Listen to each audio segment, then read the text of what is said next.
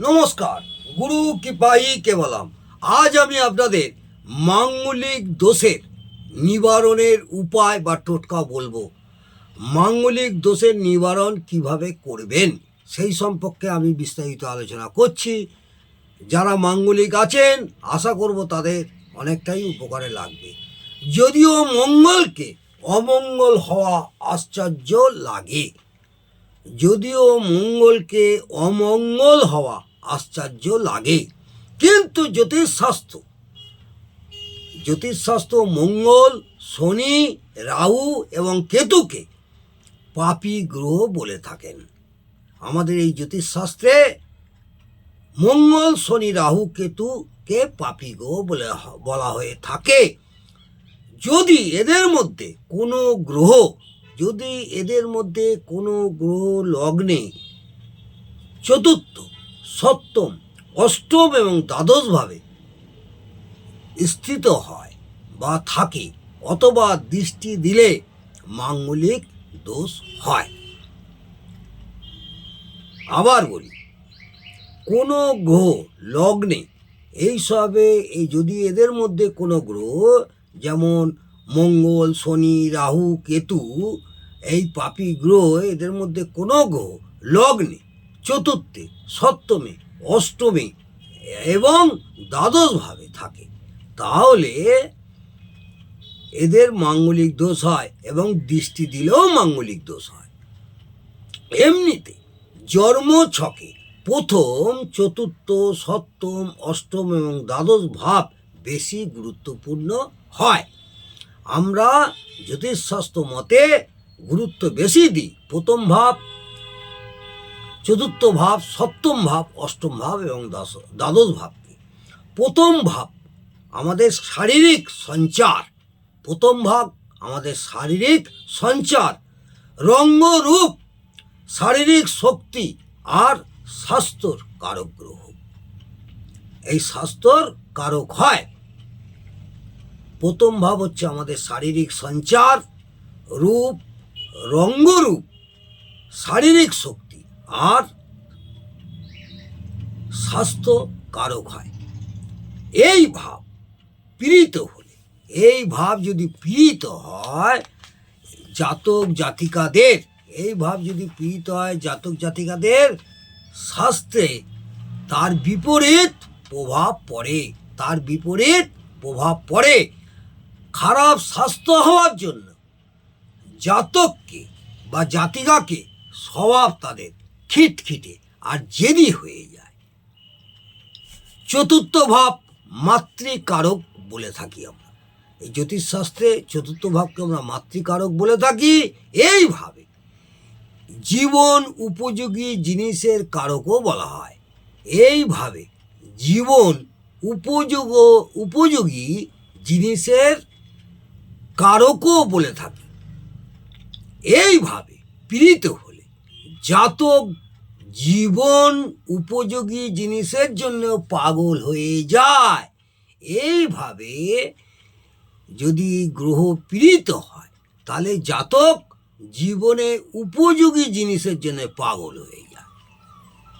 এই জন্যে জাতকের জীবনে দুঃখ হয়ে যায় বা দুঃখই থেকে যায়। সপ্তম ভাব বিবাহ, দাম্পত্য জীবন, সুখ, সন্তান আর পরিবারের কারক। সপ্তম ভাব হচ্ছে আমাদের দাম্পত্য জীবন, বিবাহ, পরিবার, সন্তান এবং সুখময় এর কারক গ্রহ। এটা মনে রাখবেন। বিবাহের দৃষ্টিতে এই ভাব সব থেকে গুরুত্বপূর্ণ। এই ভাব বিবাহের দৃষ্টিতে সব থেকে আমাদের গুরুত্বপূর্ণ। এইভাবে যখন পাপী গ্রহ হলে বা দৃষ্টি দিলে তখন এই স্থিতিতে বিবাহিত জীবন সুখময় হয় না বা সুখময় থাকে না। স্বামী স্ত্রী অপরজন থেকে দুঃখী বা অসন্তুষ্ট থাকে। স্বামী স্ত্রীর মধ্যে অসুখী এবং অসন্তুষ্ট থাকে। পরিবার সব সময় নানান রকম অমঙ্গল হতে থাকে, পরিবারে সব সময় একটা অমঙ্গল হতে থাকে, যার জন্য জাতকের পারিবারিক জীবন একদম দুঃখদায়ী হয়ে যায়। অষ্টম ভাব আয়ু আর শান্তির কারক বলা হয়। অষ্টম ভাব আয়ু আর শান্তির কারক বলা হয়ে থাকে। এইভাবে পীড়িত হলে জাতকের জীবন চিন্তাগ্রস্ত হয়ে যায়, এর থেকে শান্তি পাওয়া দুরূহ হয়ে যায়। দ্বাদশ ভাবকে আমরা ব্যয়ের কারক বলে থাকি। দ্বাদশ ভাবকে আমরা ব্যয়ের কারক ভাব বলে থাকি। এইভাবে পাপী গ্রহ হলে বা দৃষ্টি দিলে আর এখান থেকে বেশি ব্যয় হয়, তার জন্য জাতকের মানসিক পরিস্থিতি বেড়ে যায়, যেহেতু ওটা ব্যয়ভাব। এইভাবে পাপী গ্রহ হলে বা দৃষ্টি দিলে আয় থেকে বেশি ব্যয় হয়ে যায়, প্রচুর ব্যয় হয়ে যায়, তার জন্য জাতকের মানসিক পরিস্থিতি বেড়ে যায়। তার মানে হলো জন্মছকে লগ্ন চতুর্থ, সপ্তম, অষ্টম আর দ্বাদশ ভাবে জাতকের জীবনের জন্য গুরুত্বপূর্ণ ভাব। এটা মাথায় রাখবেন, এটা গুরুত্বপূর্ণ ভাব। যদি মঙ্গল শনি, মন দিয়ে শুনুন, যদি মঙ্গল শনি রাহু বা কেতু বা ক্ষীণ চন্দ্র পাপী গ্রহ এই সব ভাবে থাকে স্থিত হলে বা পাপী গ্রহ দৃষ্টি দিলে, তখন সেইভাবে অনুসারে ফল দিতে থাকে। জাতকের মৃত্যু তখনই হয় মাঙ্গলিক দোষের সঙ্গে অল্পায়ু যোগ হলে। আমি আবার বলি, মন দিয়ে শুনুন, যদি মঙ্গল শনি রাহু বা কেতু ক্ষীণ চন্দ্র পাপী গ্রহ এই সব ভাবে স্থিত হলে বা পাপী গ্রহ দৃষ্টি দিলে তখন সেই ভাবের অনুসারে ফল দিতে থাকে। জাতকের মৃত্যু তখনই হয় মাঙ্গলিক দোষের সঙ্গে অল্পায়ু যোগ হলে। এই ধরনের অনিষ্ট দোষের নিবারণের জন্য এখানে কিছু সমাধান এবং বিশেষ প্রকারের উপায়, টিপস এবং টোটকা আমি বলছি।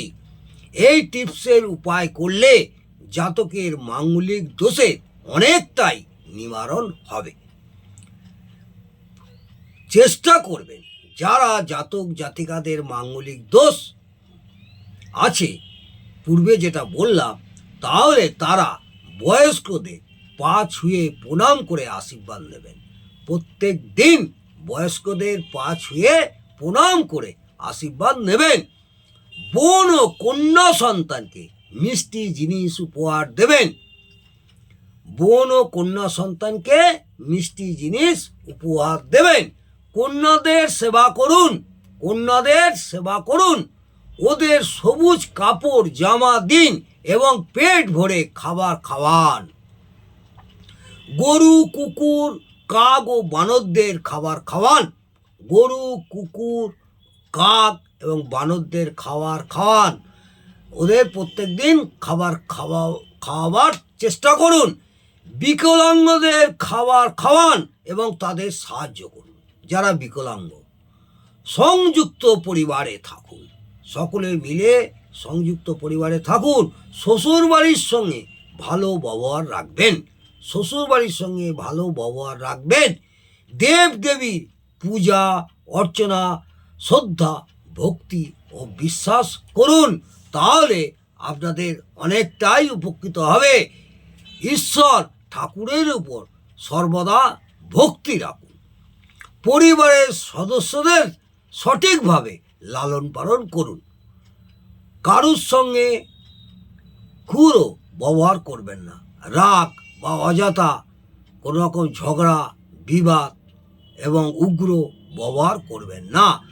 মাছ, মাংস যতটা পারেন অ্যাভয়েড করবেন এবং মদ খাবেন না। ফ্রিতে এমনিতে কারুর থেকে কোনো জিনিস দান নেবেন না। নিঃসন্তান লোকদের থেকে কোনো সম্পত্তি নেবেন না। যাদের কোনো সন্তান নেই, নিঃসন্তান, তাদের থেকে কোনো জিনিস বা কোনো সম্পত্তি বা কোনো টাকা পয়সা নেবেন না। মিথ্যা বলবেন না এবং মিথ্যা সাক্ষী দেবেন না। চেষ্টা করবেন মিথ্যা যতটাই কম বলা যায়। অনেক সময় আমাদের অনেক কারণে মিথ্যা বলা হয়, সেইখানে চেষ্টা করবেন যতটা মিথ্যা কথা কম বলা হয়। ঠিকভাবে কাপড় জামা পরুন। নাক সর্বদা পরিষ্কার রাখুন। নাক সর্বদা পরিষ্কার রাখুন। যদি সম্ভব হয় তাহলে নিজের নাক এবং কান ফুটো করিয়ে নেবেন। বড়দার সেবা করুন। আপনার যে বড় ভাই, তার সেবা করুন, তাকে সম্মান করুন। কাউকে গালাগাল বা অপবাদ দেবেন না বা লোক ঠকাবেন না। ন্যায়ের পথে চলবেন, ধর্মের পথে চলবেন, নিষ্ঠাচারভাবে জীবন অতিবাহিত করবেন। যতদূর সম্ভব হলে দক্ষিণ দিক পড়বে বাড়িতে থাকবেন না। যত দূর সম্ভব হলে দক্ষিণ দিক পড়বে সেই রকম বাড়িতে থাকবেন না। যদিও থাকেন তাহলে সেখানে গণেশজি বা মা কালী বা হনুমানজির ছবি লাগাবেন দরজার মাথায়। টাক মাথা ও কানা লোকেদের থেকে সাবধান থাকবেন। যাদের টাক মাথা এবং কানা লোক, তাদের থেকে সাবধানে থাকবেন। এই ধরনের লোক আপনাদের ধোঁকা দিতে পারে। এইগুলো অলরেডি করুন, দেখবেন আশানুরূপ ফল পাবেন। এবং বিশেষ টিপস দিচ্ছি, যাদের মঙ্গল গ্রহ খারাপ আছে, হনুমান চাল্লিশা পাঠ করবেন। হনুমান চাল্লিশার কবচ, স্তব আর বজরঙ্গ বাণ পড়বেন। তাহলে দেখবেন অনেকটাই মঙ্গলের কুফল থেকে সুফল পাবেন। হনুমানজিকে প্রসাদ দেবেন। হনুমানজি সারা গায়ে মেটে সিঁদুর লাগিয়ে দিন। গায়ত্রী মন্ত্র, হনুমান চাল্লিশা, কবচ ও স্তব পড়ুন। দেখবেন আপনাদের অনেকটাই উপকার হবে। দুর্গা পাঠ, চাল্লিশা, কবচ পড়ুন। সুন্দর রামায়ণের একটা কাণ্ড পড়ুন এবং লাল রুমাল সব সময় নিজের কাছে রাখুন। লাল রুমাল সব সময় নিজের কাছে রাখুন। রূপোর আংটি জোড়া ছাড়া ধারণ করুন।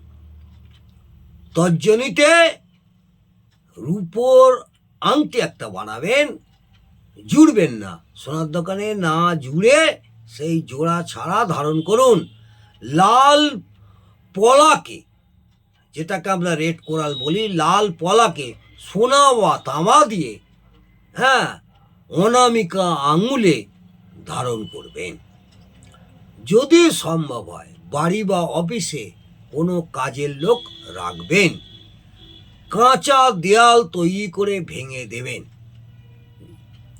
একটা কমজোরি কাঁচা দেয়াল যদি সম্ভব হয়, যাদের নিজস্ব জমি আছে তারা কাঁচা দেয়াল তৈরি করে ভেঙে দেবেন।